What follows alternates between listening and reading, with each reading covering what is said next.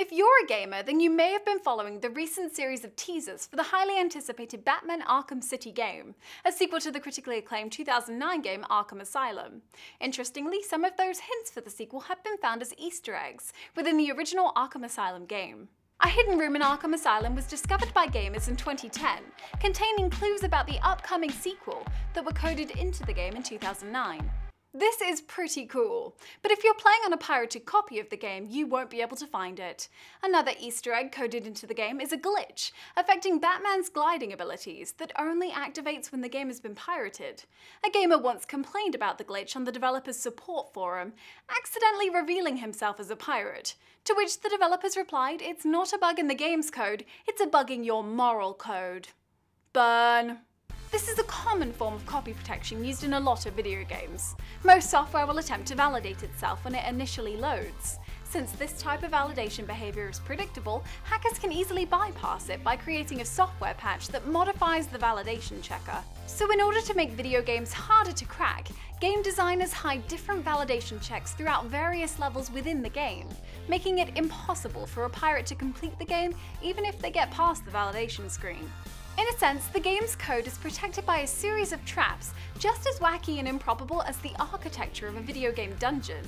The broken gliding function in Batman Arkham Asylum is just one example of this kind of copy protection.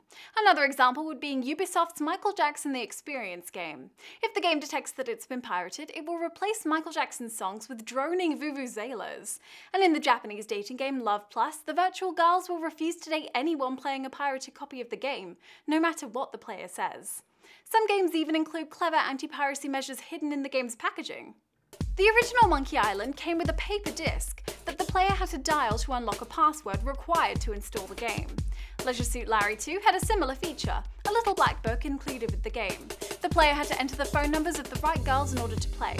And Metal Gear Solid famously broke the fourth wall and instructed the player to get a password from the back of the game's CD case. But the most bizarre and perhaps the most cruel anti-piracy trick ever can be seen in the Super Nintendo classic, Earthbound. A frozen warning screen will appear when a bootleg copy of the game is loaded. If the pirate can hack past that screen, they can proceed to play through the entire game normally, only with tons of new enemies added. The game will be playable, but less fun, and if the player manages to trudge through the entire super hard version of the game and reach the final boss, the game will freeze, and upon reset, the player will find all of their save data deleted. Evil! It just goes to show you that crime doesn't pay, and that you don't have to be a rich orphan to administer vigilante justice. Rather than relying on annoying DRM or legal action, game developers are fighting piracy on their own, by being awesome.